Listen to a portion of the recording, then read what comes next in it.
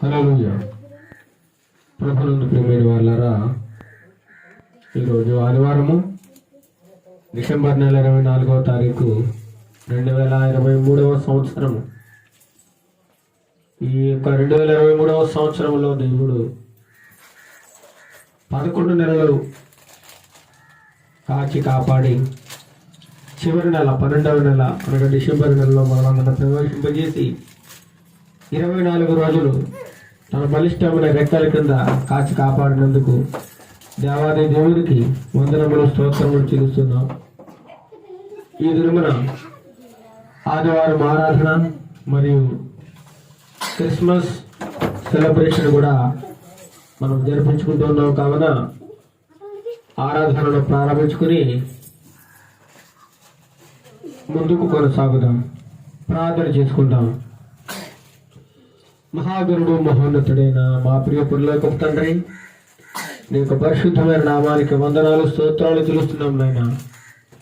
ఈ దినము మీరు ఏర్పాటు చేసిన దినము నాయన, దీని యందు మీరు ఉల్లసించి ఉత్సహించి ఆనందించి సంతోషించండి అని నీ వాక్యము సెలవుస్తుంది ప్రభా. ఈ ఆవరణములో ఒక దినము గడుపుట 1000 దినముల కంటే శ్రేష్టము నాయన. నీ లెక్కలు వేరు, మా లెక్కలు వేరు నాయన. నీ తలంపులు వేరు, మా తలంపులు వేరు ప్రభువా. మా ఆలోచనలు వేరు, మీ ఆలోచనలు వేరు నాయన.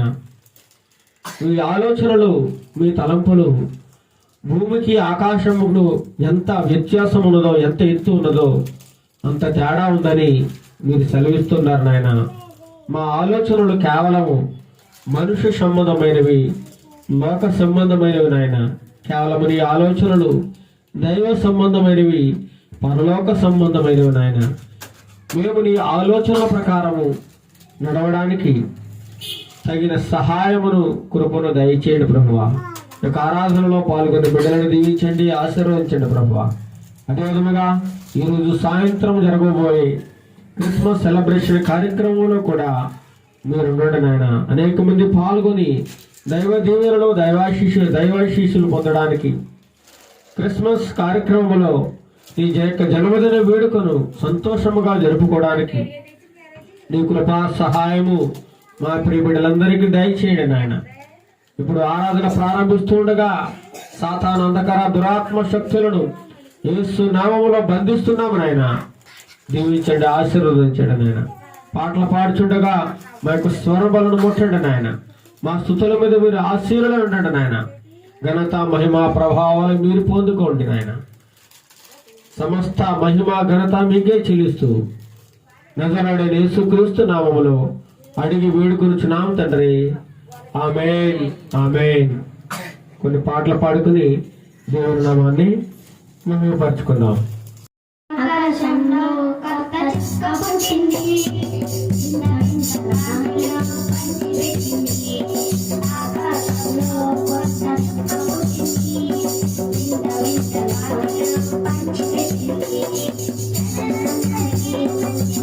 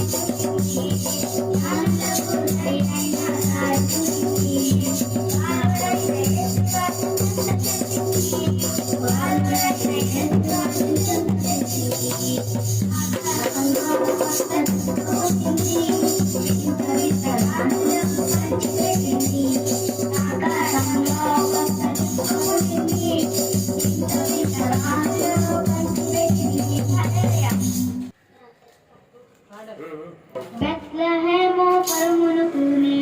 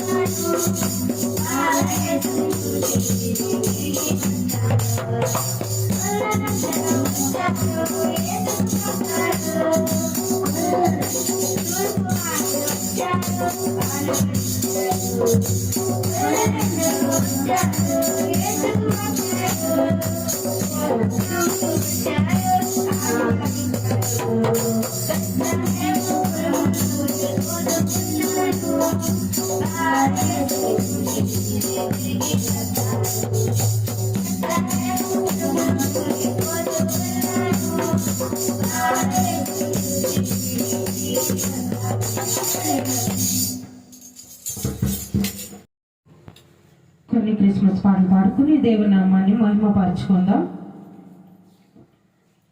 శ్రీయేసుండు జన్మించెరేలో, శ్రీయేసుండు జన్మించెరేలో,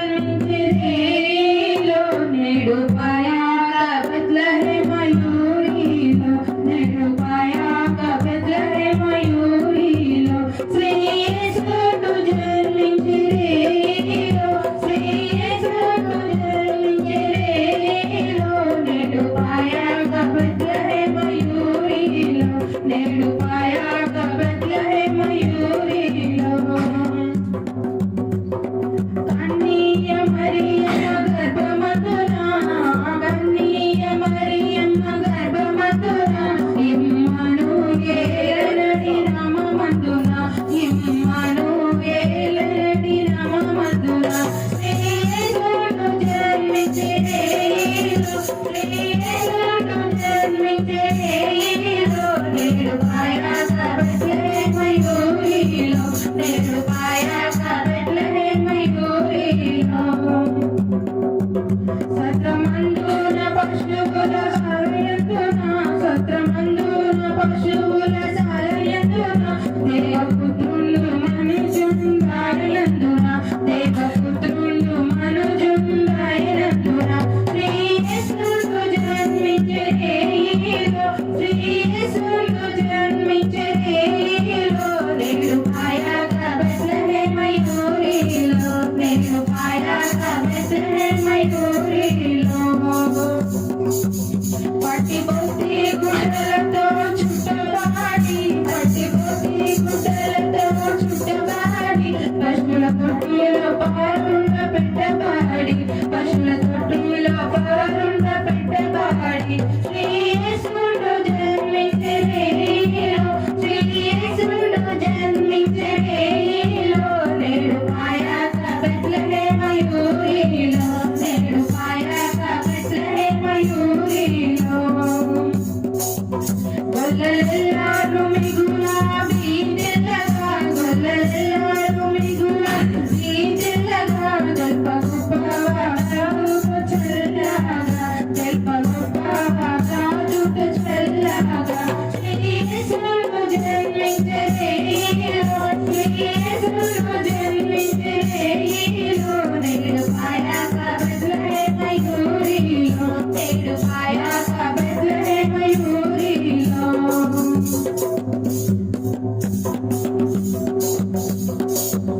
మన కొరకు శిశువు పుట్టెను, మన కొరకు శిశువు పుట్టెను, ధను మన దోషములను పోగొట్టెను, ధను మన దోషములను పోగొట్టెను, శ్రీయేసును జన్మించెరేలో, శ్రీయేసును జన్మించెరేలో, నేడు పాయాక బెత్లెహేమయూరిలో, నేడు పాయాక బెత్లెహేమయూరిలో. హల్లెలూయా. మరి ఒక పాట పాడుకుని దేవునామాన్ని మహిమపరచుకుందాం. రారే చూతము రాజసుతుని, రేయి జననామాయను, రారే చూతము రాజసుతుని, రేయి జననామాయను, రాజులకు రాజు మెస్సయ్యా, రాజులకు రాజు మెస్సయ్యా,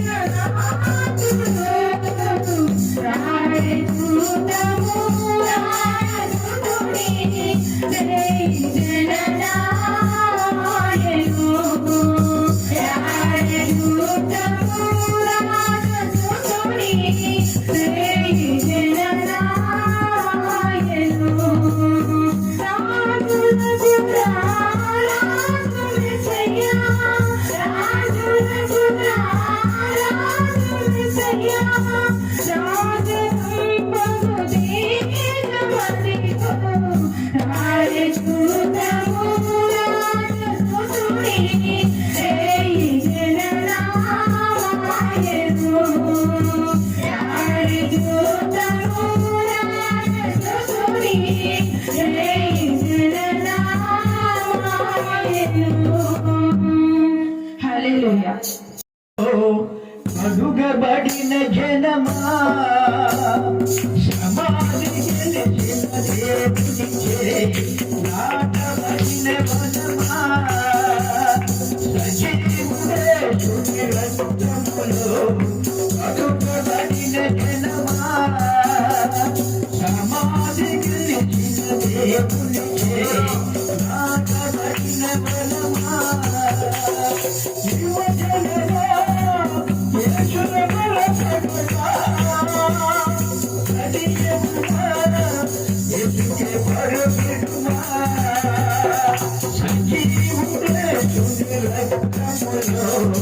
అడుగబడిన జనమా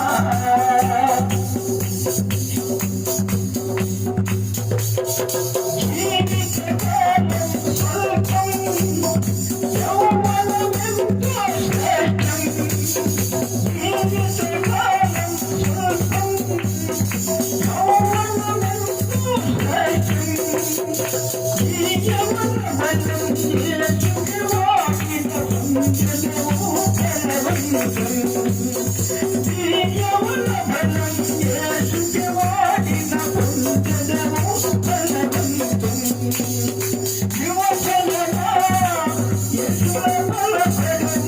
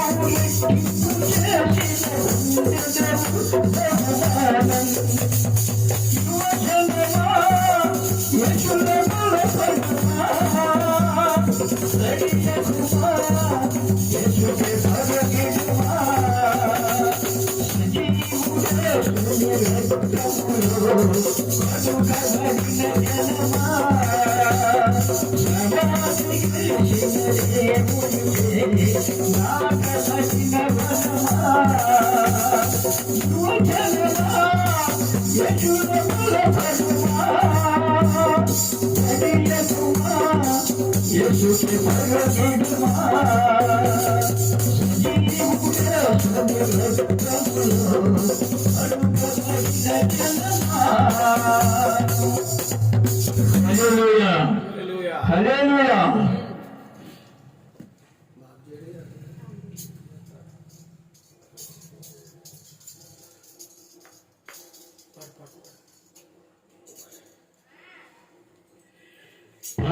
పశుశాలలో నీవు ప్రవళించిన పసిబాలుడు నీవు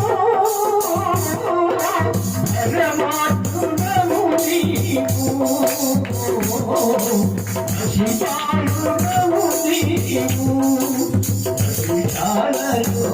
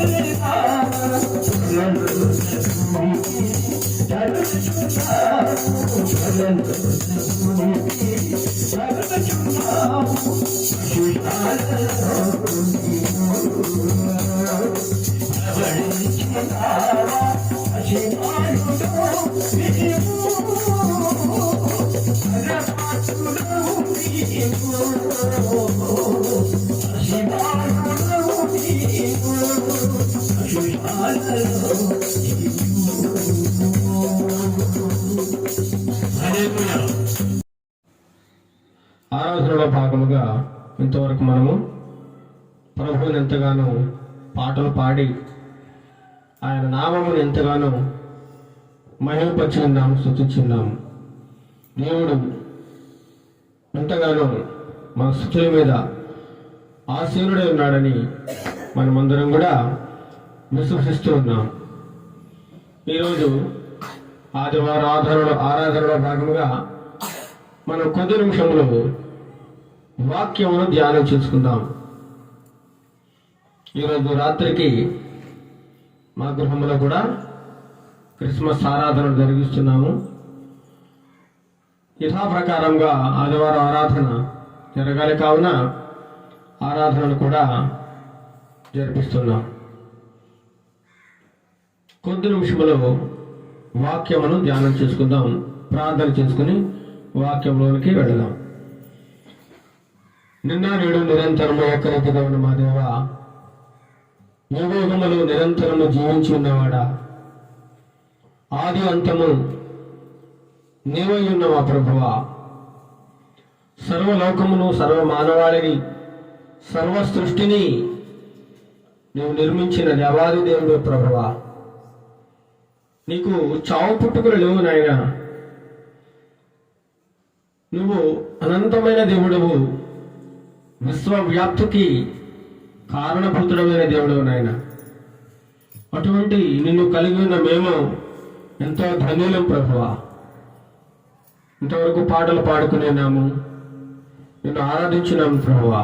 ఇప్పుడు నీ వాక్యమును ధ్యానిస్తుండగా మా ఆత్మీయ జీవితములకు కావలసినటువంటి ఆత్మీయ ఆహారమును మాకు ఈ స్వరమును గురించిన ప్రియ బిడ్డలందరికీ సమృద్ధిగా దయచేయమని, వాక్యానుసారమైన జీవితంలో ప్రతి ఒక్క బిడ్డకి దయచేయమని, ఘనత మహిమ ప్రభావాలు మీకు ఆరోపిస్తూ యేసుక్రీస్తు నామములో ఈ మనవలని అడిగి వేడుకుంటున్నాం తండ్రి. ఆమేన్, ఆమేన్. ఈరోజు మన వాక్య ధ్యానాంశము, ఈరోజు పునరుత్థాన దినము మరియు అదేవిధముగా క్రిస్మస్ ఆరాధన కూడా జరిగిస్తున్నాము కాబట్టి దానికి సంబంధించినటువంటి కొన్ని వాక్య ధ్యానములను మనం ధ్యానించుకుంటూ ఉందాం. ఈరోజు మన అంశం ఏమనగా దేవుడు సంతోషించే పండుగ. చెప్పండి, అందరూ చెప్పాలి. దేవుడు సంతోషించే పండుగ. ఇదేంటి వెరైటీగా ఉంది, దేవుడు సంతోషించే పండుగలు కూడా ఉంటాయా అని మరి అనుకోవచ్చు. ఈ లోకంలో చాలా పండుగలు ఉన్నాయండి. సంవత్సరంలో చాలా పండుగలు ఉంటాయి. కానీ ప్రతి పండుగకు ఒక ప్రత్యేకత ఉంటుంది.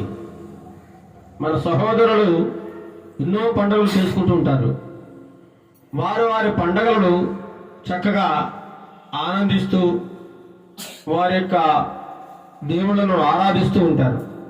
చక్కగా సెలబ్రేషన్ చేసుకుంటూ ఉంటారు. చాలా సంతోషకరం. అదే విధముగా క్రైస్తవ సమాజము అనబడిన వారికి కూడా ఈ సమాజంలో ఒక పండుగను ఆచారబద్ధంగా నిర్వహిస్తూ ఉన్నారు. దానినే మనం ఏమంటామండి, క్రిస్మస్ పండుగ. ప్రపంచం అంతా చేస్తారు ఈరోజు అనగా డిసెంబర్ 1 నుంచి చివరి వరకు కూడా, నెలాఖరు వరకు కూడా చాలా చోట్ల క్రిస్మస్లు జరుగుతూ ఉన్నాయి. చాలా అంగరంగ వైభవంగా, కొన్ని చోట్ల అయితే కొన్ని వేల రూపాయలు, లక్షల రూపాయలు, కోట్లాది రూపాయలు ఖర్చు చేసి కూడా ఈ క్రిస్మస్ పండుగలను జరిగిస్తూ ఉన్నారు చాలామంది. పండుగ అయితే జరిగిస్తూ ఉన్నాం, కానీ ఈ పండుగలో సంతోషించేది ఎవరు? పండుగ చేస్తున్నాం మనం, చాలా సంతోషం. మరి పండగ సంతోషం ఎవరికి? పండుగ చేస్తున్న వారికి సంతోషమా, లేదా ఎవరి పేరు చెప్పుకుని మనం పండుగ చేస్తున్నామో ఆ దేవుడికి సంతోషమా? చెప్పండి. దేవుడికి సంతోషమా, మనకు సంతోషమా? ఈ పండుగను మన కోసం చేసుకుంటున్నామా, లేదా దేవుని కోసం చేస్తున్నామా? ఒకసారి ఆలోచించాలి. అందుకే మన యొక్క టైటిల్ ఏంటంటే దేవుడు సంతోషించే పండుగ. క్రిస్మస్ పండుగలో నిజానికి సంతోషించేది ఎవరు? క్రిస్మస్ పండుగలో పుట్టినరోజు ఎవరికి?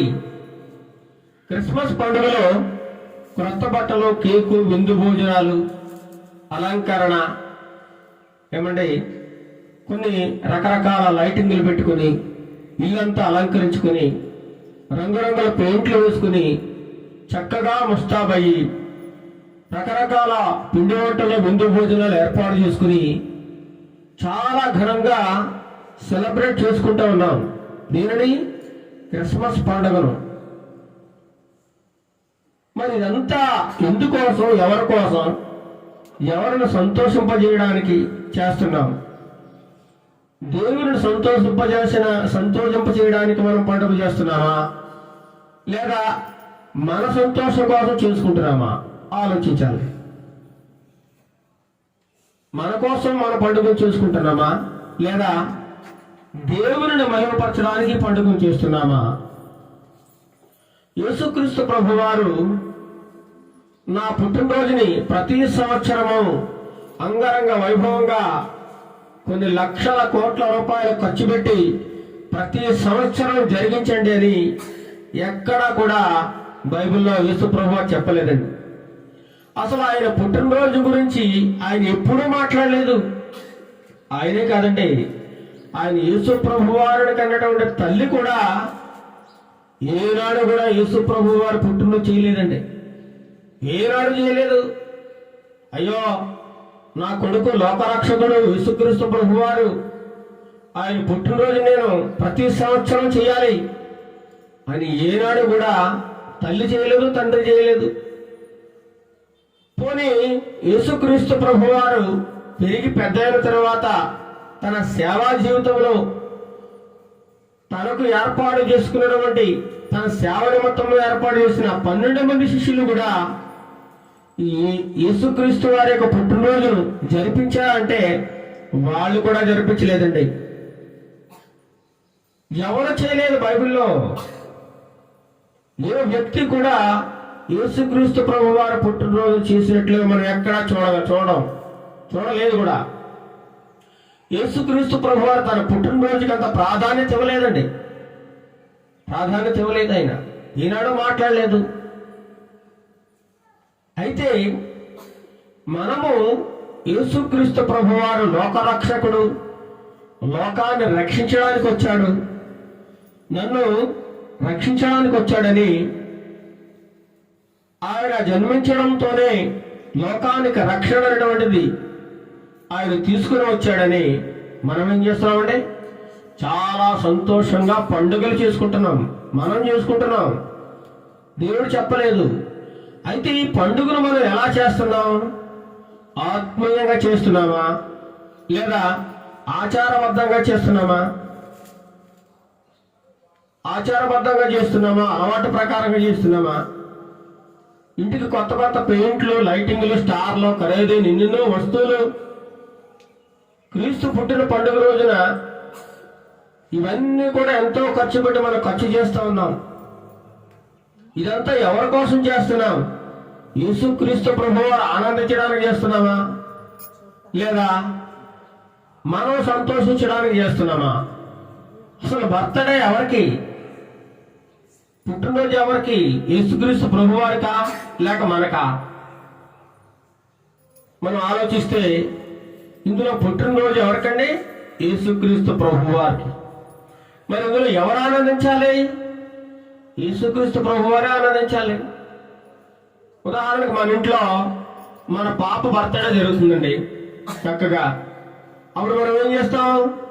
పాపకు కొత్త బట్టలు కొంటాం, కేక్ తీసుకొస్తాం, చక్కగా నలుగురిని పిలుచుకుంటాం.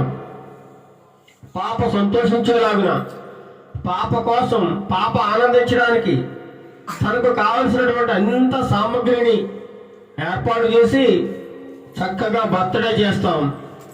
కొత్త బట్టలు పాపకిస్తాం, కేక్ కట్ చేస్తాం, తినిపిస్తాం, బర్త్డేకి గిఫ్ట్ కూడా ఇస్తాం. పాపని ఎంతో సంతోషంగా ఉంచుతాం, సంతోషంగా ఉండడానికి తగిన ఏర్పాట్లన్నీ చేస్తాం. పాప పేరుతో ఆ పుట్టినరోజు సందర్భంగా దాన ధర్మాలు చేస్తాం, అందరికీ విందు భోజనం ఏర్పాటు చేస్తాం. పాపను అందరూ దీవించాలని, ఆశీర్వదించాలని కోరుకుంటాం. అన్ని రకాలుగా ఆనందంగా సంతోషంగా ఉండాలని కోరుకుంటాం. ఇది పాప కోసం మనం చేస్తున్నటువంటి పండుగ, పాప సంతోషించాలని.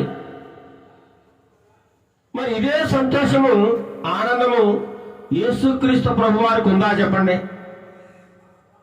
యేసుక్రీస్తు ప్రభువారికి ఉందా? చాలా చోట్ల చాలా క్రిస్మస్లు జరుగుతున్నాయండి, మనం చూస్తున్నాం. చూడండి, మీరు యూట్యూబ్ ఆన్ చేయండి, చాలా చోట్ల చాలా రకాల క్రిస్మస్లు జరుగుతున్నాయి. పెద్దల క్రిస్మస్లు, పిల్లల క్రిస్మస్లు, యూత్ క్రిస్మస్లు, ఏమంటే ముసలోళ్ళ క్రిస్మస్, వికలాంగుల క్రిస్మస్, రాజకీయ నాయకుల క్రిస్మస్లు, ఇంకా ఎన్నో సెమీ క్రిస్మస్లు, ఫైనల్ క్రిస్మస్లు, ఏమంటే రకరకాల క్రిస్మస్లు చేస్తూ ఉన్నారు. ఈ క్రిస్మస్ పేరుతో చాలా చోట్ల అయితే ఆడపిల్లలు మగపిల్లలు కలిసి రికార్డింగ్ డ్యాన్స్ వేస్తున్నారండి. రికార్డింగ్ డ్యాన్స్ వేస్తున్నారు. వీధుల్లో పెద్ద పెద్ద స్టేజీలు ఏర్పాటు చేసి, ఏదో చూడండి మన హైందవ సహోదరులు ఏర్పాటు చేసి కొన్ని పండుగలకు చక్కగా డ్రామాలు వేస్తూ ఉంటారు. అందరూ వచ్చి ఆనందించాలి, సంతోషించాలి, ఎంజాయ్ చేయాలని చేస్తూ ఉంటారు. అదే రకంగా మన క్రైస్తవ సహోదరులు, క్రైస్తవ సేవకులు కూడా అదే సాంప్రదాయాన్ని క్రైస్తవ్యంలోకి తీసుకొచ్చేసారండి ఈరోజు. అదే రకంగా స్టేజ్లు వేస్తూ ఉన్నారు, అదే రకంగా అనౌన్స్మెంట్ చేస్తూ ఉన్నారు. ఊరందరూ రండి, చక్కని డాన్స్ ప్రోగ్రాంలు ఉన్నాయి, చక్కగా ఆనందించడానికి, మీకు అన్ని రకాలుగా మిమ్మల్ని ఎంటర్టైన్ చేయడానికి ఎన్నో ప్రోగ్రామ్స్ మేము ఏర్పాటు చేస్తూ ఉన్నాం. రండి, మీరు డాన్సులు ఉంటాయి, నాటికలు ఉంటున్నాయి, ఇంకా ఎన్నెన్నో కల్చరల్ యాక్టివిటీస్ అందులో ఉంటున్నాయి. కాబట్టి రండి అని చెప్పేసి అనౌన్స్మెంట్ చేస్తున్నారు.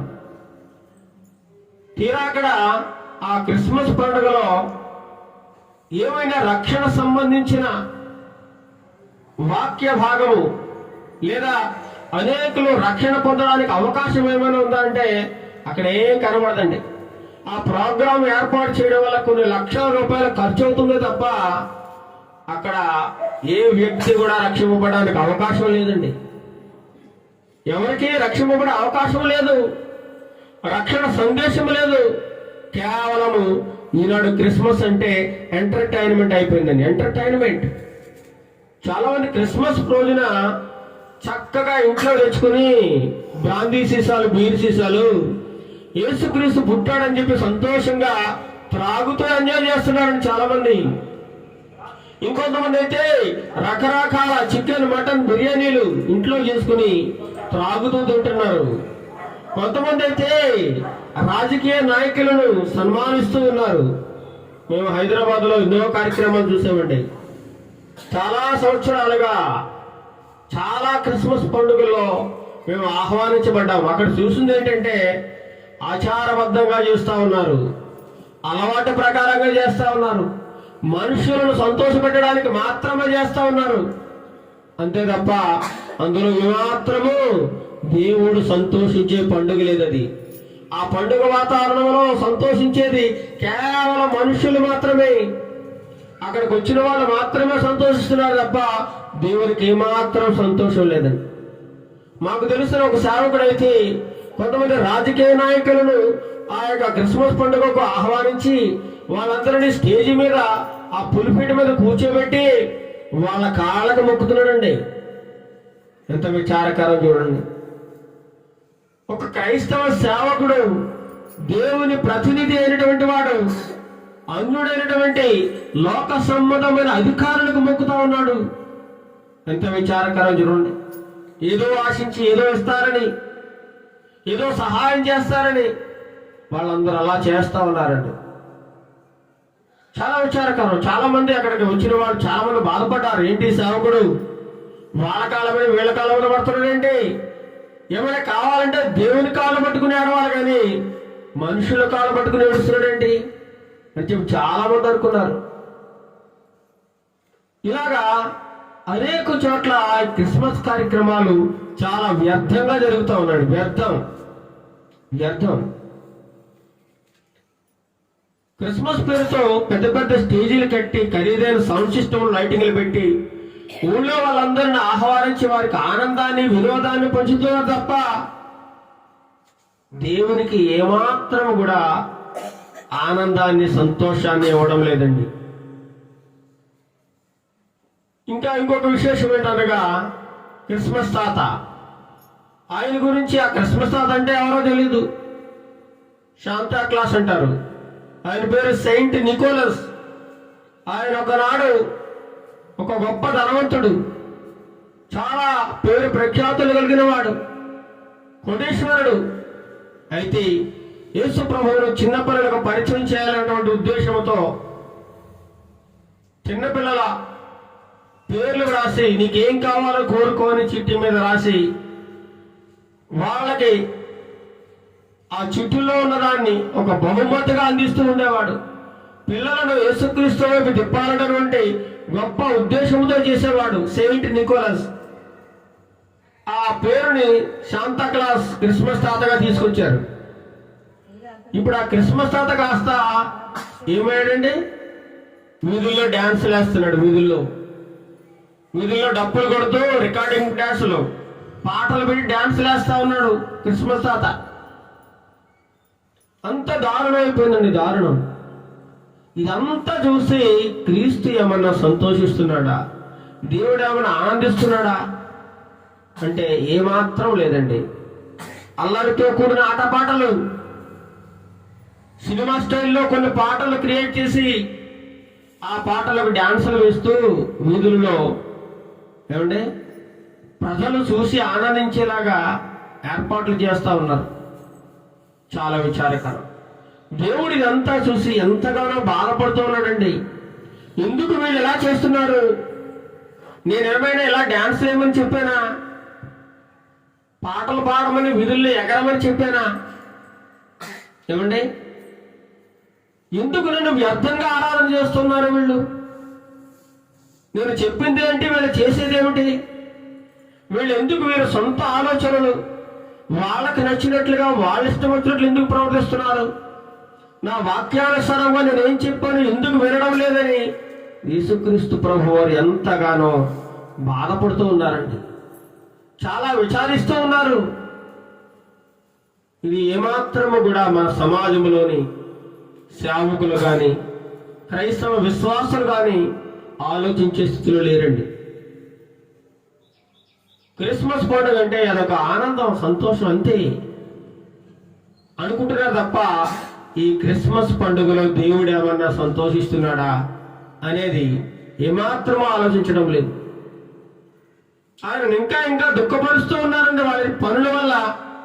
ఇంకొక చోట చూశానండి నేను, ఒక ఊరిలో క్రిస్మస్ సంబరాలు చేస్తా ఉన్నారు. క్రిస్మస్ సంబరాలు చేస్తా ఉంటే అక్కడ ఆడపిల్లలు మగపిల్లలు స్టేజ్ మీద డాన్సులు వేస్తుంటే అనేక మంది అన్యజనులు వచ్చి ఏళ్ళేస్తా ఉన్నారు. ఏళ్ళలో అరుపులు కేకలు, వాళ్ళు డాన్సులు చూడడానికి వచ్చారు. వాళ్ళు కేవలం ఇలా అయిపోయిందండి క్రిస్మస్.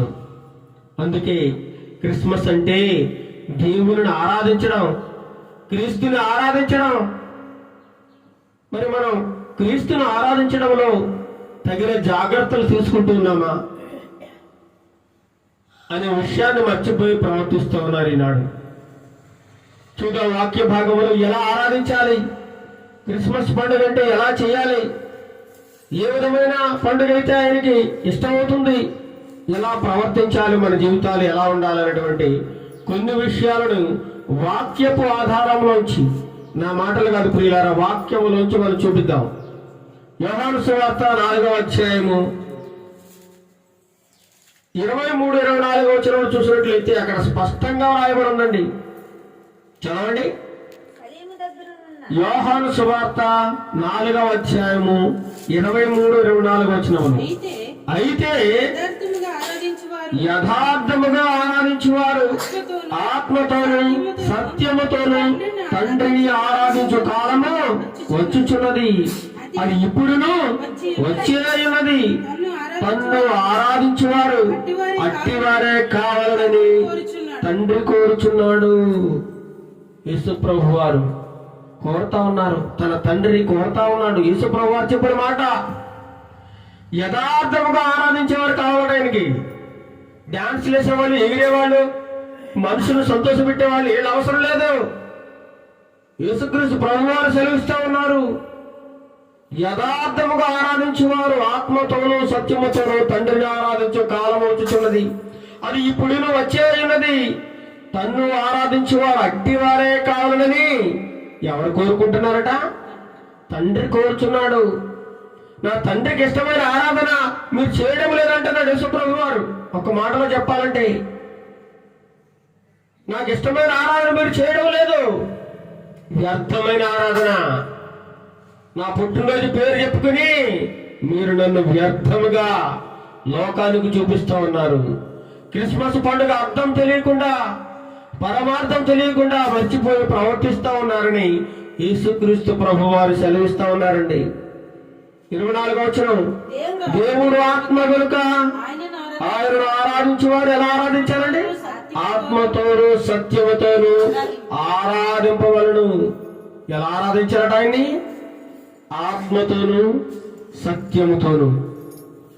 ఆత్మతోను సత్యముతోను ఆరాధించాలి. దేవుడు ఏమై ఉన్నాడు? ఆయన ఆత్మయ్య ఉన్నాడండి. ఆత్మస్వరూపుడైన ప్రేమయ్య ఉన్నాడు. మరి అటువంటి దేవుడు నువ్వు ఎలా ఆరాధిస్తున్నావు? మనం ఎలా ఆరాధిస్తున్నాం? సత్యముతో ఆరాధిస్తున్నామా?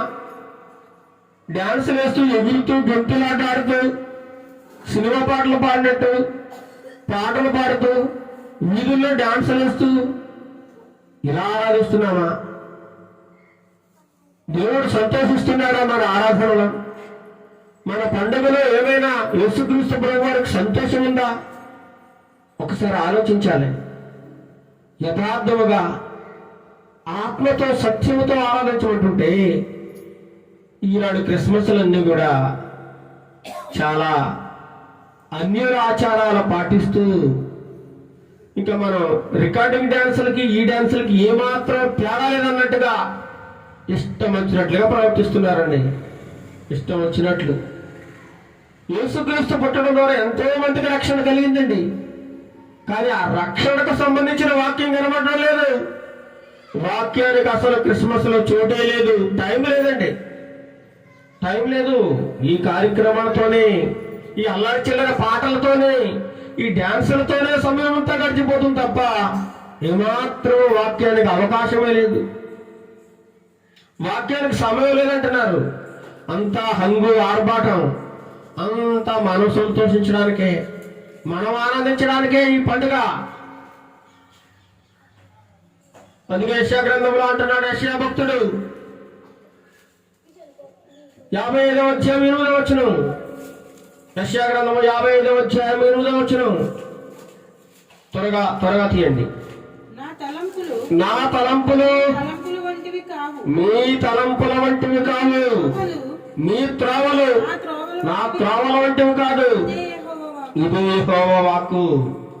నా తలంపు మీరు ఆలోచించినట్లుగా ఉండవు, నా ఆలోచనలు మీ ఆలోచనలో ఉండవు.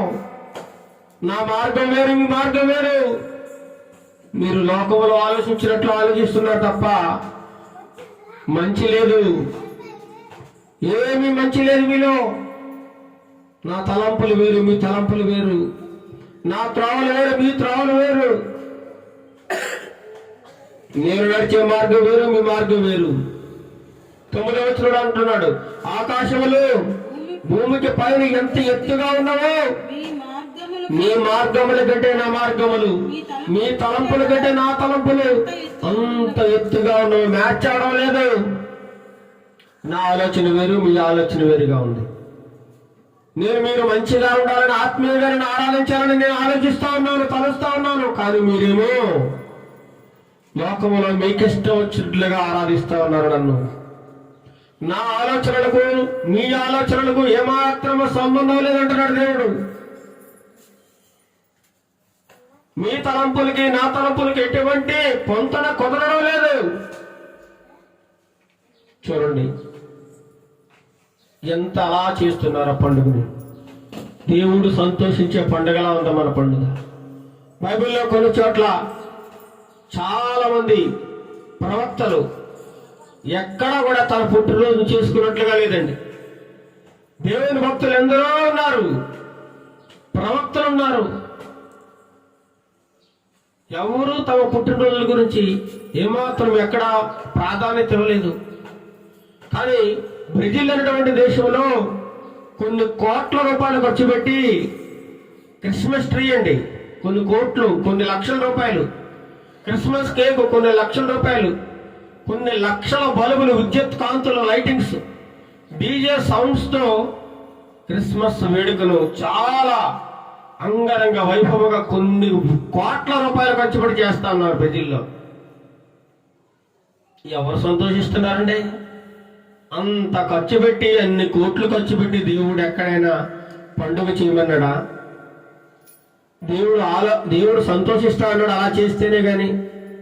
ఇలా చేస్తేనే బిడ్డ నేను సంతోషం, లేకపోతే నేను సంతోషం నాకు లేదు, ఇన్ని కోట్లు నువ్వు ఖర్చు పెట్టాల్సిందే అన్నాడా?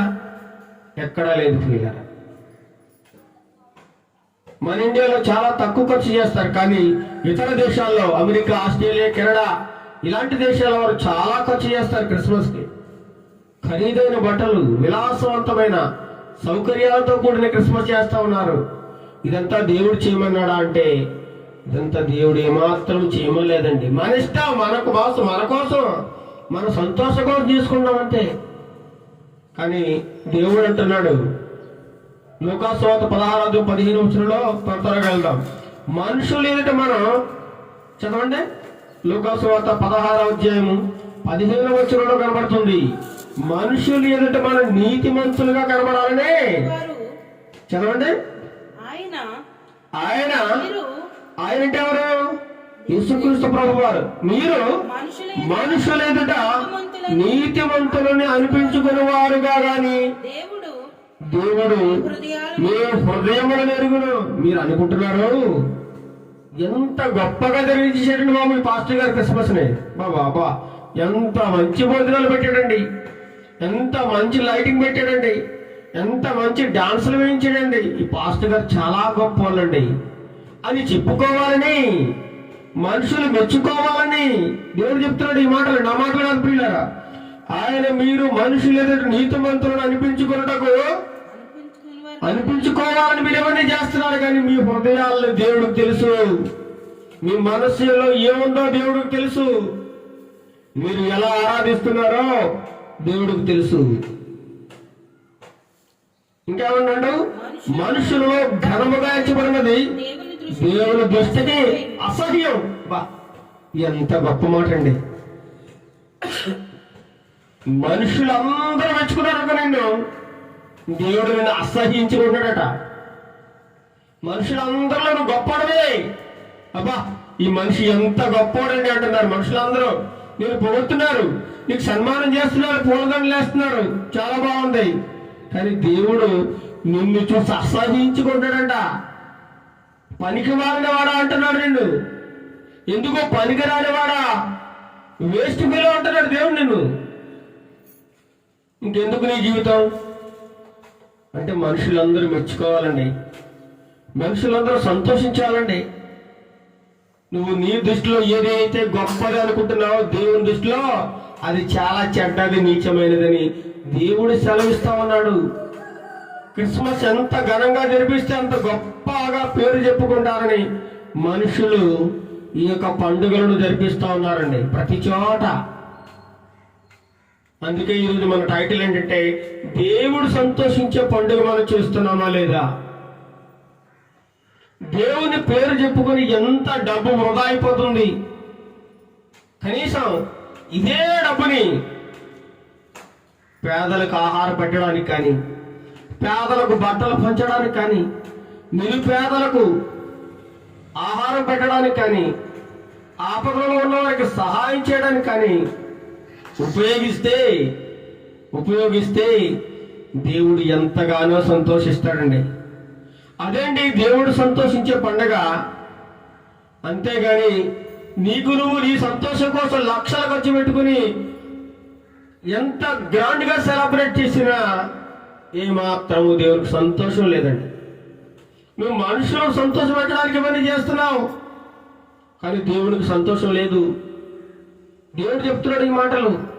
కానీ దేవుడు సంతోషించే పండుగలు మనం చేస్తున్నామా లేదా ఒక్కసారి మన హృదయాలను మనం పరీక్షించుకోవాలి. దేవుడు నువ్వు పెట్టావని తింటాడా? నువ్వు దేవుడికి పండుగ చేసి అన్ని అక్కడ పెట్టండి, యేసుక్రీస్తు ప్రభు వారికి దేవుడికి తింటాడా? నేను బట్టలన్నీ ప్రభు నీకేం చెప్పేసి బట్టలు పెట్టండి, దేవుడు తీసుకుంటాడా? చెప్పండి. ఎన్నో పిండి వంటలు తయారు చేసి యేసుక్రీస్తు ప్రభు వారికి పెట్టండి, చర్చిలోకి తీసుకెళ్ళి దేవుడు తింటాడా? కొన్ని లక్షల రూపాయలు దేవుని పేరు చెప్పి అక్కడ ఇచ్చేయండి, దేవుడు తీసుకుంటాడా? ఇదంతా దేవుని పేరు చెప్పుకొని మనుషులు చేస్తున్నటువంటి అనేకమైన మోసాలు ఇవన్నీ కూడా.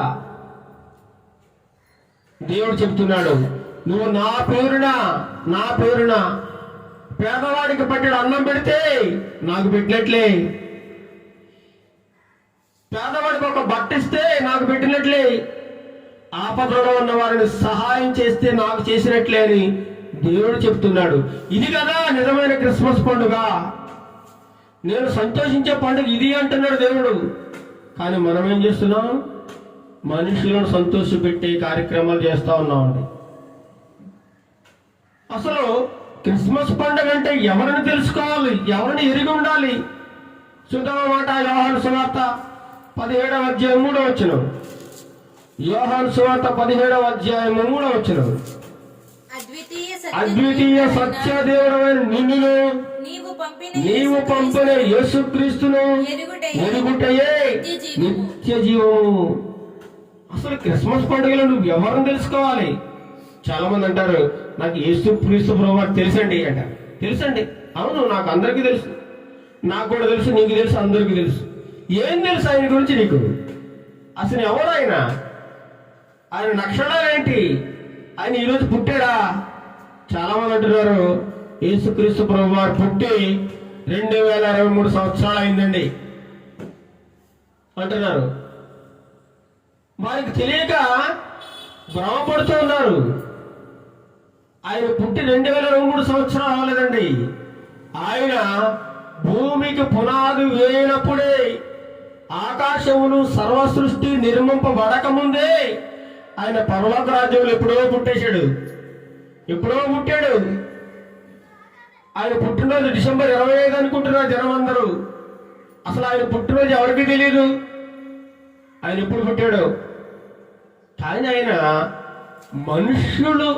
మనుష్య ఆకారము రూపములో ఈ లోకములోనికి ప్రవేశించాడు ఆయన. అసలు యేసుక్రీస్తు ప్రభువుకి చావు పుట్టుకలు ఎక్కడ ఉంటాయో చెప్పండి దేవత దేవునికి. అందుకే యోహాను సువార్త 17:3లో చదవండి. అద్వితీయ సత్యదేవుడు నిన్ను నీవు పంపిన యేసుక్రీస్తును ఎరుగుటయే నిత్య జీవం. అసలు నిత్య జీవం అంటే ఏంటి తెలుసా? యేసుక్రీస్తు ప్రభువారే. ఆయన నువ్వు తెలుసుకుంటే చాలంతే, అదే ఆయనకి పెద్ద గిఫ్ట్ నువ్వు ఇచ్చే క్రిస్మస్ పండుగ. ఆయన నువ్వు తెలుసుకుంటే చాలంటున్నాడు. తెలుసుకుంటే చాలు, ఆయన ఎరిగి ఉంటే చాలు, అంతే తప్ప ఆయనకు నువ్వు పండుగలు పబ్బాలు ఆయన పుట్టినరోజులు ఆయన ఏమి చేయమని చెప్పలేదు. ఆయనకి చావు పుట్టుకలు లేవు. అసలు దేవునికి పుట్టినరోజే లేదు. ఆయనకి ఎప్పుడు పుట్టాడో ఎవరికి తెలియదు. అంతెందుకండి, మా తాతయ్య పుట్టినరోజు నాకు తెలియదు, వాళ్ళ నాన్న పుట్టినరోజు తెలియదు, వాళ్ళ తాత ముత్తాతల పుట్టినరోజు కూడా మాకు తెలియదు. కానీ అలాగని చెప్పి వాళ్ళు పుట్టలేదంటావా? పుట్టారు, కానీ వాళ్ళ తారీఖు తెలియదు. అలాగే యేసుక్రీస్తు ప్రభువారు కూడా ఈ లోకములో ప్రవేశించిన దేవుడైన కన్యమరియ గర్భములో ఆయన ప్రవేశించాడు. ఎందుకు ప్రవేశించాడండి? నువ్వు పండగ చేసుకుందావనా? కాదు, లోకమును రక్షించడానికి. మనిషి ఏమైపోతున్నాడో తెలుసా? నానాటికి పాపం చేస్తూ విచ్చలవిడిగా జీవిస్తూ తన ఇష్టానుసారంగా జీవిస్తూ ఉన్నాడు. ఏమాత్రము దేవుడంటే భయం లేదు, భక్తి లేదు. నాశనం అయిపోవడానికి సిద్ధంగా ఉన్నాడు.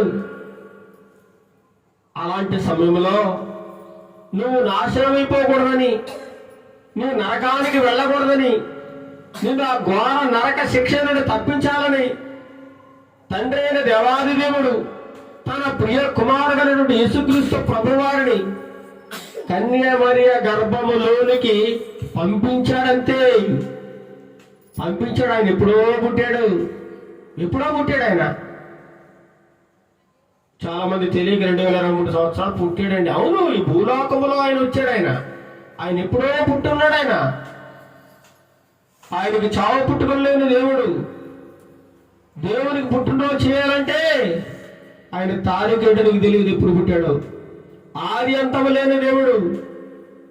నిజంగా చూద్దామా ఆయన ఎలాంటి దేవుడు, ఆయన ఎటువంటి దేవుడో చూద్దాం. సామెతల గ్రంథము 8వ అధ్యాయము, సామెతల గ్రంథం 8వ అధ్యాయము 28 నుంచి 30 వచనాలు మనం చూసినట్లయితే దేవుని గురించి అక్కడ రాయబడి ఉంది.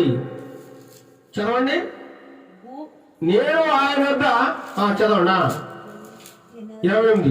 ఆయన పైన ఆకాశమును స్థిరపరిచినప్పుడు, జలధారలను ఆయన బిగించినప్పుడు, జలములు తమ సరిహద్దులు మేరకూడినట్లు ఆయన సముద్రములకు పులిమేరను ఏర్పరిచినప్పుడు, భూమి యొక్క పునాదులను నిర్ణయించినప్పుడు, నేను ఆయన యొక్క ప్రధాన శిల్పిని అనుదినము సంతోషించుచు నిత్యము ఆయన సన్నిధిని ఆనందించుచుంటిని. ఆయన ఎక్కడున్నాడట? ఆకాశమును స్థిరపరిచినప్పుడు, జలధారలను ఆకాశములో బిగించినప్పుడు, జలములు తమ సరిహద్దులు మేరకుండా దానికి గట్టు వేసేసాడు. సముద్రాన్ని పులిమేరను పెట్టినప్పుడు, భూమికి పునాది వేసినప్పుడట యేసుక్రీస్తు ప్రభువారు తన తండ్రి దగ్గర సంతోషిస్తూ ఆనందిస్తూ ఉన్నాడట. అదేంటి ఆయన పుట్టినరోజు? పరలోకములో ఆయన ఎప్పుడో పుట్టాడు. జగత్తు సృష్టింపబడక ముందే ఆయన ఉన్న దేవుడు. ఆయన భూమి మీద పుట్టలేదు, భూమి మీదకి ప్రవేశించాడు. ఆయన నీకోసం ఆయన రావాల్సి వచ్చింది. ఆయన ఎప్పుడో పుట్టేశాడు. ఇంకా 22వ వచనం చదవండి. అదే సామెతలు 22వ వచనం. పూర్వకాలమందు తన సృష్టి ఆరంభమున తన కార్యములలో ప్రధానమైన దానిగా యెహోవా నన్ను కలుగజేశాను అంటున్నాడు. ప్రధానమైన వాడిగా, ప్రథముడుగా దేవుడు ఆయన ఎప్పుడో కలుగు చేసి సృష్టి ఆరంభములోనే ఆదిలోనే ఉన్న దేవుడు ఆయన. అందుకే అంటాడు యోహాను సువార్త 1వ అధ్యాయం 1వ వచనం చూడండి. ఆదియందు వాక్యముండును, వాక్యం ఎవరై ఉన్నారు? దేవుడే ఉన్నారు. వాక్యం ఎక్కడుంది? వాక్యం ఎక్కడుంది? చదవండి ఒకసారి అన్నమాట. ఆది యందు వాక్యముండును, వాక్యము దేవుని యొద్ద ఉండెను, వాక్యము దేవుడై ఉండెను, ఆయన ఆది యందు దేవుని యొద్ద ఉండెను. ఎక్కడ ఉన్నాడంటే యేసుప్రభువు వారు ఆది యందే ఉన్నాడండి. దేవుని దగ్గర ఉన్నాడు ఆయన. ఆయనకి నువ్వు ఈరోజు పుట్టినరోజు చేస్తున్నావు. ఆయన ఎప్పుడో పుట్టాడు. భూమి ఆకాశం పుట్టక ముందున్నాడు ఆయన. సృష్టి ఏమాత్రము లేనప్పుడు ఉన్నాడు ఆయన.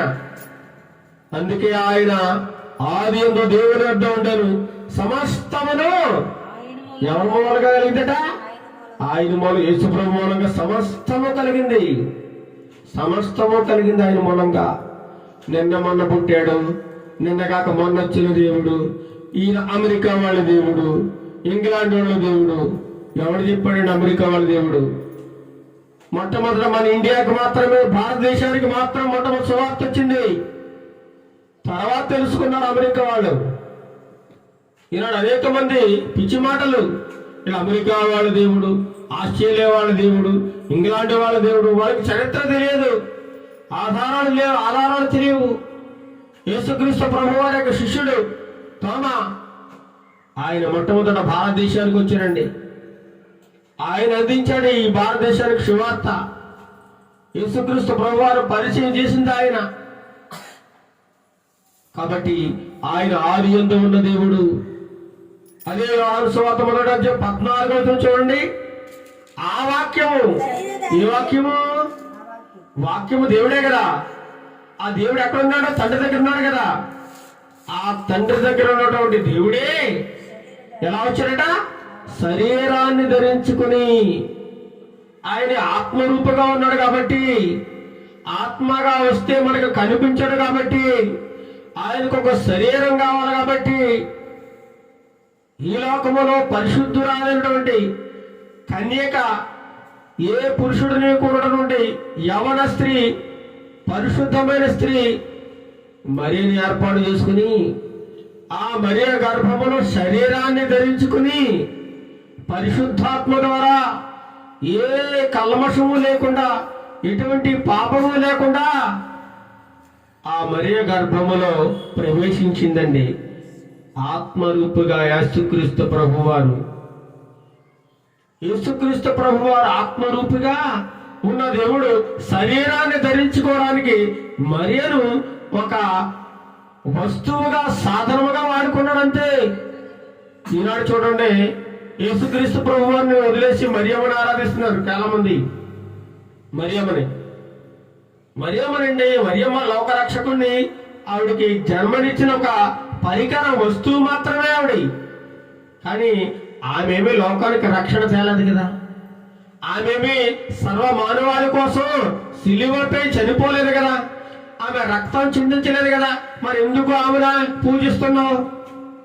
ఎంత తప్పు! మరియమ్మ గుడికి వెళ్ళి ఆరాధించడం ఎంత తప్పండి. విగ్రహారాధనతో సమానం అది. చాలా భయంకరమైన విగ్రహారాధన అది. ఆయన ఈనాటికి చేస్తూనే ఉన్నారు. అదొక పుణ్యక్షేత్రంలో భావిస్తూ ఉన్నారు. ఇక్కడ ఏమంటారు వాక్యము? ఆ వాక్యము అనగా ఆ వాక్యమైన దేవుడు శరీరధారి అయి కృపా సత్య సంపూర్ణుడుగా మన మధ్య నివాసం చేయడానికి, నీతో నాతో మనందరితో కలిసి తిరగడానికి, నిన్ను నన్ను ఒక మనుషుల్లో మనిషిగా కలిసిపోయి మన యొక్క కష్టాలు బాధలు అన్ని తెలుసుకుని మనల్ని ఆ కష్టాలు, బాధలు, ఇబ్బందులు, శ్రమలు, ఆ పాపపు సంకళ్ళు, పాపపు బానిసత్వపు నుండి వినిపించడానికి యేసుక్రీస్తు ప్రభువు ఈ లోకానికి వస్తే, నువ్వు ఆయన పుట్టినరోజుని ఎంత దౌర్భాగ్యంగా జరుపుతున్నావు చూడండి. అంత మహా గొప్ప దేవుడిని అల్లరి చిల్లరగా ఆటపాటలతో, డాన్సులతో జరుపుకోవడమా? ఎంత విచారకరం, ఎంత బాధాకరం చూడండి. దేవుడు సంతోషిస్తున్నాడా ఇలాంటి పనులు చేయడం వల్ల? ఒకసారి ఆలోచించారండి. నా మాటలు కాదు, దైవ గ్రంథంలో ఉన్న మాటలు చెబుతా ఉన్నాను నేను. దేవుని మాటలండి, నా సొంత మాటలు కాదు, నా సొంత జ్ఞానం కాదు. దైవ గ్రంథాన్ని పరిశీలించి చెప్పినప్పుడు దేవుడు మాట్లాడినప్పుడు మాటలు ఇవన్నీ కూడా ఏదో కళ్ళబొల్లి మాటలు, మనుషులు సంతోషపడడానికి, ఏదో ఆనందింపజేయడానికి ఏదో 4 మాటలు చెప్పాలి కదా అని ఏదో ఒకటి చెప్పేద్దామనే ఉద్దేశం లేదు. యేసుక్రీస్తు ప్రభువు ఎందుకు వచ్చాడు తెలుసుకోవాలి. అసలు ఆయన రావాల్సిన ఉద్దేశం ఏమిటి? కారణం ఏమిటి? ఎందుకు ఈ పండుగ చేస్తున్నావు? ఎవరి కోసం? ఎవరిని ఉద్ధరించడానికి ఈ పండుగ చేస్తున్నావు? ఎవరు సంతోషించడానికి, ఎవరు ఆనందించడానికి అని చెప్పి దేవుడు అడుగుతా ఉన్నాడు ఉదయకాల సమయంలో. హెబ్రీయులకు రాసిన పత్రిక 10వ అధ్యాయము ముగించుకుందాం. హెబ్రీయులకు రాసిన పత్రిక 10వ అధ్యాయము. ఏమాత్రము దేవుడు అంటే భయం లేదండి, భయం లేదు, భక్తి లేదు. ఏదో ఆచారం, వెళ్తున్నాం వస్తున్నాం పోతున్నాం. ఇంక దేవుడు వచ్చినాక చూద్దాం, ఇంక దేవుడు వచ్చినాక ఇంక నువ్వు చూసేదే ఉండదు, పోవడమే ఇంక నరకానికి డైరెక్ట్గా. యోహాను సువార్త 10వ అధ్యాయం 5వ వచనం. అది హెబ్రీయులకు రాసిన పత్రిక, హెబ్రీయులకు రాసిన పత్రిక 10వ అధ్యాయం 5వ వచనం. కాబట్టి ఆయన ఈ లోకమందు ప్రవేశించినప్పుడు ఇలాగూ చెప్పుచున్నాడు. ఆయన ఈ లోకంలో పుట్టాడా, ప్రవేశించాడా? ఏం చేశాడండి? ప్రవేశించాడు. ఆయన ఎప్పుడో పుట్టాడు. మరియ గర్భములోనికి ప్రవేశించిన దేవుడు, ఈ లోకములకు ప్రవేశించిన దేవుడు, ఆది అంతము లేని దేవుడు, చావు పుట్టుకలు లేని దేవుడు. ఆయనకు నువ్వేం చేయగలవు? బర్త్డే. ఆయన బర్త్డే నువ్వు అసలు చేయగలవా? ఆయన బర్త్డే నువ్వు చేసేంత గొప్పడవా? కాదు కాదు కాదు. ఆయన బర్త్డే మనం ఎక్కడ చేయగలమండి? ఆయన పుట్టినరోజు వేడుకను మనం ఎలా చేయగలం? ఆయన ఎలా సంతోషపెట్టగలం? ఏమంటే ఆయనకి చావు పుట్టుకలు లేవు. ఆయన పుట్టినరోజు నువ్వు చేయలేవు. ఎందుకంటే ఆయన పుట్టినరోజు తారీఖు ఎవరికి తెలియదు.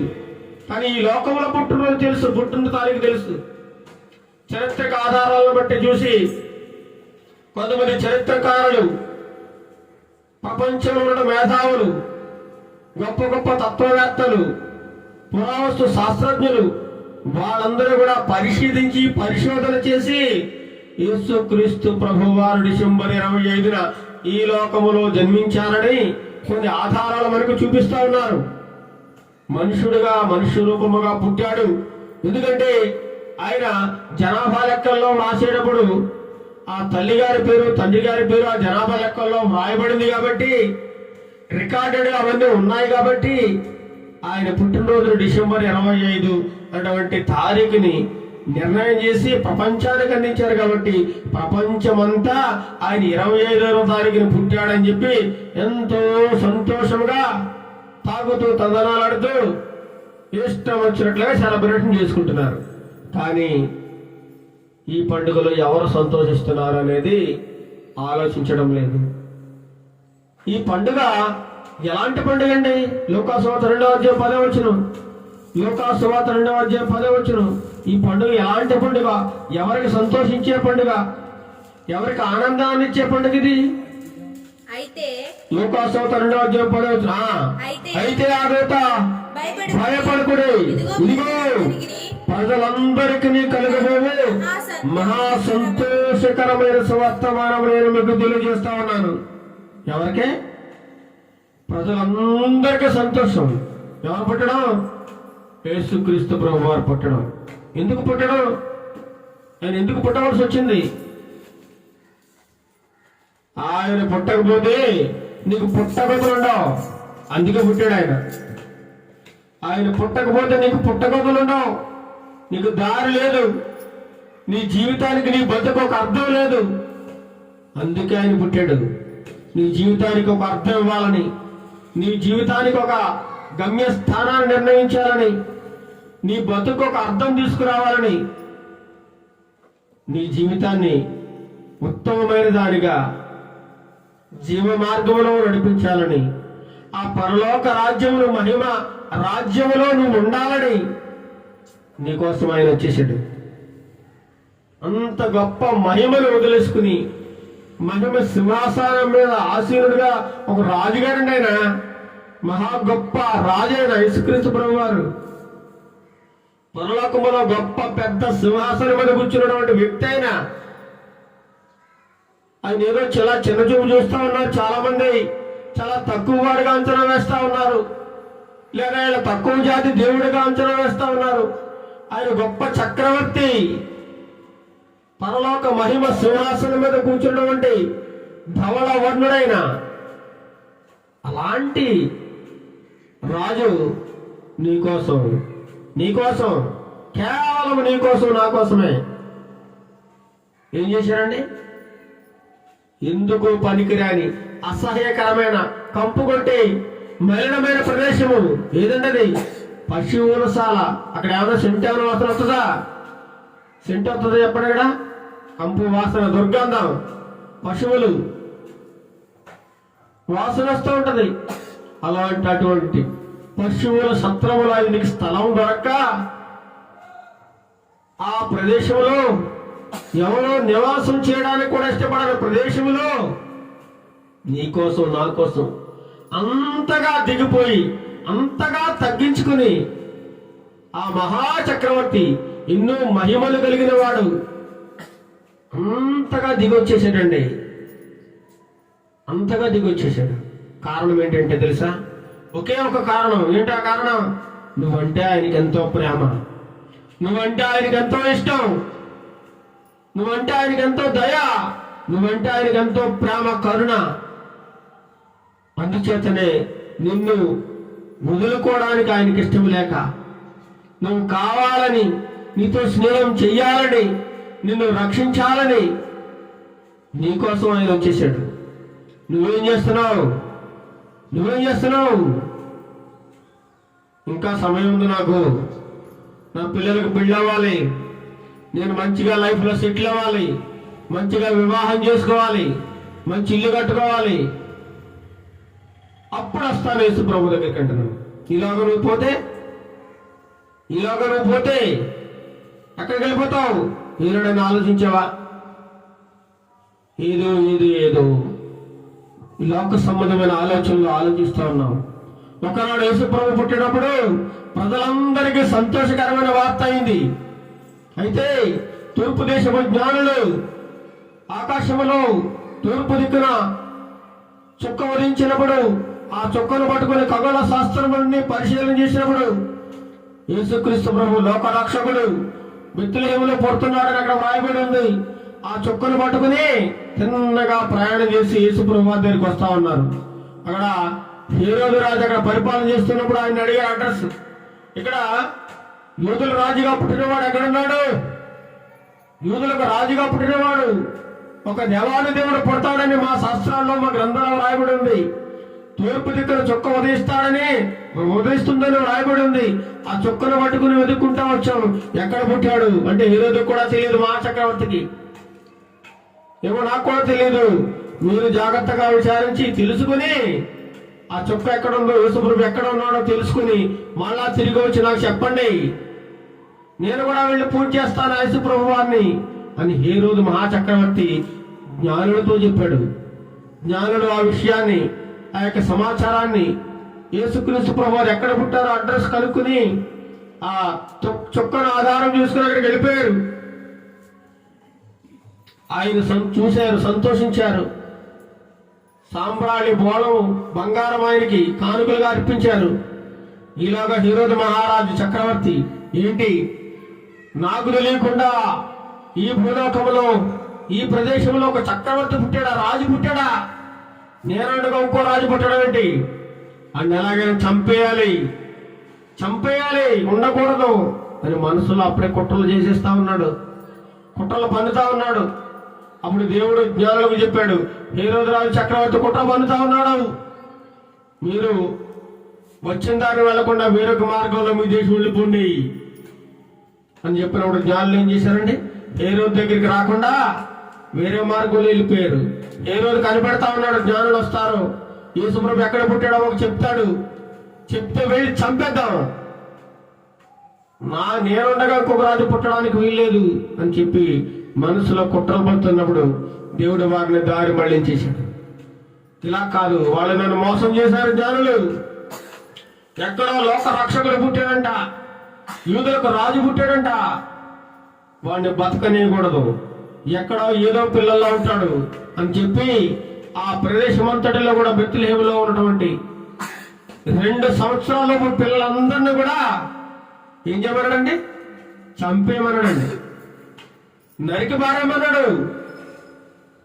అందులో యేసుప్రభు కూడా ఉంటే చచ్చిపోతాడు, అంతే, లేకుండా పోతాడు అని చెప్పి నిర్దాక్షిణ్యంగా యేసుప్రభు పుట్టారన్న లోకమందరికీ సంతోషమే.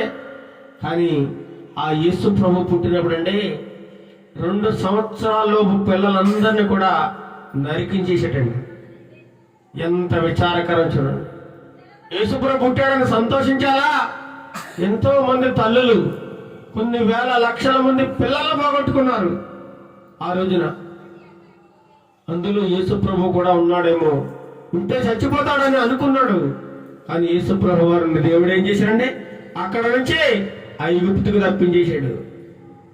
ఆ హేరోదు మహారాజు చచ్చిపోయేదాకా కూడా మళ్ళీ ఆ ఊరు రాలేదు, వాళ్ళ సొంతూరు. అలా దేవుడు తన ప్రియ కుమారుని కాపాడుకుంటూ వచ్చాడండి. ఎంతవరకు? ఆయన శిలువలో రక్తము కాచి ప్రాణం పెట్టేంత వరకు కూడా. యేసుప్రభు పుట్టడం సంతోషం కాదండి. యేసుప్రభు నీ కోసం మరణించాడు చూసారా శిలువలో, అది ఆ మరణించిన ద్వారా, రక్తం కాచడం ద్వారా నీకు రక్షణ వచ్చింది. అది సంతోషకరమైన వార్త, చాలా సంతోషకరమైన వార్త. ఆయన వచ్చింది భూలోకంలో పుట్టింది ఎందుకు? చచ్చిపోవడానికే. ఆయన పుట్టి ఏదో సంపాదించుకోవాలని, ఆస్తులు పాస్తులు కూడగట్టుకోవాలని, ఈ లోకంలో సుఖభోగాలు అనుభవించాలని రాలేదు. ఆయన చచ్చిపోవడానికి వచ్చేసాడండి. ఎంతకు తెగించాడో చూడండి నీకోసం, మన కోసం బలి అయిపోవడానికి వచ్చాడు ఆయన, చనిపోవడానికి. కాబట్టి ఆయన యొక్క జన్మదినాన్ని చాలా భక్తితో, శ్రద్ధతో, భక్తితో, భయంతో జరుపుకోవాలి. ఆయనను ఆరాధించాలంటే ఆత్మతో, సత్యంతో మాత్రం ఆరాధించాలి. ఎంతో మంది ప్రవక్తలు ప్రవచించారు. యెషయా గ్రంథం 9:6 ఎలాగ మనకు శిశువు పుట్టినని రాయబడి ఉంది అక్కడ. యెషయా గ్రంథం 7:14 కన్యక గర్భవతి కుమారుని కంటుందని రాయబడి ఉంది. మీకా భక్తుడు కూడా తెలియజేశాడు 700 సంవత్సరాల క్రితమే. యెషయా భక్తుడు 750 సంవత్సరాల క్రితమే చెప్పేశాడు. యేసుప్రభు పుట్టక ముందే ఎవరి గురించి అలా చెప్పారు ఈ చరిత్రలో. లోకానికి ఒక రక్షకుడు పుడతాడని ఏ గ్రంథంలోనూ రాయబడి ఉందా? 750 సంవత్సరాలకు క్రితమే యేసుప్రభు పుట్టక ముందు యెషయా భక్తుడి ద్వారా దేవుడు చెప్పించేశాడు లోక రక్షకుడు పుడతాడని. కన్యక గర్భవతియే కుమారుని కంటాడని రాయబడి ఉంది. మీకా భక్తుడు చెప్పాడు, ఇశ్రాయేలు నేలపోవాడు మీలోంచి వస్తున్నాడు అని చెప్పేశాడు. జకర్యా ప్రవచించాడు, చిగురు అనేటువంటి వాడు దుంపుపోతున్నాడు, చిగురు. మలాకే భక్తుడు చెబుతున్నాడు, నీతో సూర్యుడు ఉదయిస్తా ఉన్నాడని. ఇలా ఎన్నో ప్రవచనాలు ఆయన పుట్టక ముందే ఎంతో మంది భక్తుల ద్వారా దేవుడు ముందుగా చెప్పించేశాడు. అలా చెప్పించిన సమయానికి కరెక్ట్ గా అదే సమయానికి అదే తారీఖు దేవుడు పుట్టేసాడు ఈ లోకంలో. చివరికి ఒక వచనం చదువుకుని మేము చేసుకుందాం. సాయంత్రం ఆరాధన ఉంది కాబట్టి 1 తిమోతికి రాసిన పత్రిక 1వ అధ్యాయము 15వ వచనం. 1 తిమోతికి రాసిన పత్రిక అపొస్తలుడైన పౌలు 1వ అధ్యాయము 15వ వచనం. అసలు యేసుక్రీస్తు ఎందుకు వచ్చాడో ఒక మాటలో ఇక్కడ తేలిపోతుంది. పాపులను రక్షించుటకు క్రీస్తు యేసు లోకములకు వచ్చెను. ఇది ఒక్కడే అండి కారణం. ఎందుకు వచ్చాడు అంటే పాపులను రక్షించుటకు. పాపులంటే ఎవరు? మనమే. చాలా మంది కొంతమంది నేను ఏ పాపం చేయలేదండి, నేను పుట్టి పెరిగిన దగ్గర నుంచే అసలు ఏ తప్పు చేయలేదండి, నేను చాలా నీతిమంతునండి, నేను చాలా గొప్ప ఉండండి, నాకు చాలా ఊళ్ళో చాలా పెద్ద పెద్ద పేరు ప్రఖ్యాతులు ఉన్నాయండి, నన్ను అందరూ గౌరవిస్తారండి, నేను ఎన్నో దాన ధర్మాలు చేశానండి, నేను గొప్ప ఉండండి, నేనే పాపని కాదంటారు చాలా మంది. దేవుని వాక్యం సెలవిస్తుంది, అందరూ పాపము చేసి దేవుడు అనుగ్రహించే మహిమను పొందలేకపోతా ఉన్నారంట. అందరూ పాపులే, ఎవడో పరిశుద్ధుడు వాడు ఎవడో లేడు. అందుకే వాక్యం నీతిమంతుడు ఒక్కడో లేడు. చూద్దామంటే ఆకాశం నుంచి దేవుడు నరులను పరిశీలించి చూస్తే ఒక్కడు కూడా కనబడలేదు. మరి అలాగుంటే మరి దేవుడు నోవహు గారి కుటుంబాన్ని ఎందుకు కాపాడాడు? మరి ఆ రోజున కూడా ఎవరు లేరట నీతిమంతులు, నోవహు ఒక్కడే కనబడ్డాడు. అందుకే దేవుడు కోపంతో జల ప్రళయం ద్వారా మొత్తం ప్రపంచాన్ని సర్వనాశనం చేసేటండి. ఇలాంటి ఉగ్రతకు నువ్వు లోనవ్వకుండా ఉండాలనే యేసు ప్రభువారు నీ కోసం నా కోసం కన్యమరియే గర్భాన ఉద్భవించాడు, ఆయన ప్రవేశించాడు ఆయన. కాబట్టి అలాంటి దేవుని, మనల్ని రక్షించడానికి వచ్చిన దేవుణ్ణి ఆత్మతో సత్యముతో ఆరాధించవలసినదిగా దేవుడు మనకి ఉదయకాల సమయంలో హెచ్చరిస్తూ ఉన్నాడు. ఈ పండుగను భక్తితో, భయముతో, శ్రద్ధగా, ఆత్మతో, సత్యముతో జరుపుకోవాలని మరొకసారి దేవుడు మనందరినీ హెచ్చరిస్తా ఉన్నాడు. ఏదో ఆచారబద్ధముగా అందరూ చేస్తున్నారు, నేను కూడా చేస్తాను, అందరూ గెంతులేస్తున్నా నేను గెంతులేస్తాను, అందరూ డ్యాన్స్ వేస్తుంటే నేను డ్యాన్స్ చేస్తాను అన్నట్టుగా కాకుండా ఆత్మతో, సత్యముతో, పరిశుద్ధముగా, ఆయన పరిశుద్ధుడైన దేవుడు కాబట్టి ఈ పండుగను కూడా ఎలా జరిపించుకోవాలండి? పరిశుద్ధముగా జరిగించుకోవాలని దేవుడు ఉదయకాల సమయంలో మనందరికీ తెలియజేస్తా ఉన్నాడు. అట్టి కృపను దేవుడు మనందరికీ దయచేయునుగాక. ఆమేన్. ప్రార్థన చేసుకుందాం. మహాగరుడు, మహోన్నతుడైన మా ప్రియ పరలోకపు తండ్రి, నీ ఉన్నతమైన నామానికి వందనాలు, స్తోత్రాలు చెల్లిస్తున్నాం నాయన. ఇంతవరకు నీవు ఎందుకు వచ్చావు, నీ పండుగను ఎలా జరుపుకోవాలి, అసలు ఈ పండుగలో ఎవరు సంతోషిస్తున్నారు, ఎవరి కోసం ఈ పండుగ చేయాలనేటువంటి అనేకమైన విషయాలను మాకు బోధించినందుకు నీకు వందనాలు, స్తోత్రాలు చేస్తున్నాము నాయన. ఈనాడు అనేక మంది వ్యర్థముగా నిన్ను ఆరాధిస్తున్నారు ప్రభువా. ఏమాత్రము నువ్వంటే భయం లేకుండా, భక్తి లేకుండా, ఇష్టం వచ్చినట్లు త్రాగుతూ, తందనాలాడుతూ, తింటూ నేను ఏదో లోకములో పండుగ లాంటి, అందరి పండుగ లాంటి పండుగ అనుకుని ఎంతో ఎంజాయ్ చేస్తున్నారు ప్రభా. ఇది ఎంజాయ్ చేసే పండుగ కాదు నాయన, ఇది ఎంజాయ్ చేసే పండుగ కాదు. ఆత్మతో, సత్యముతో ఆరాధించమని నువ్వు ఎంతగానో నువ్వు సెలవిస్తున్నా ఈనాడు ప్రజానేకము ఆ మాటలను పెడచెవిన బట్టి వారిష్టానుసారంగా, వారి ఆలోచనలతో, వారు లోక సంబంధమైన రీతిగా వారికి నచ్చిన విధంగా ఈ యొక్క పండుగను సెలబ్రేట్ చేసుకుంటూ నిన్ను బాధపడుతూ, దుఃఖపరుస్తూ ఉన్నారు నాయన. వారితో మీరు మాట్లాడండి. ఈ సమాధానం ఒక మేల్కొలుపు దయచేయండి ప్రభా. నా పండుగను ఇలా జరిగించండి, నా పుట్టినరోజు ఇలా జరిగించండి అని మీరు ఏనాడు కోరలేదు ప్రభువా, ఏనాడు చెప్పలేదు.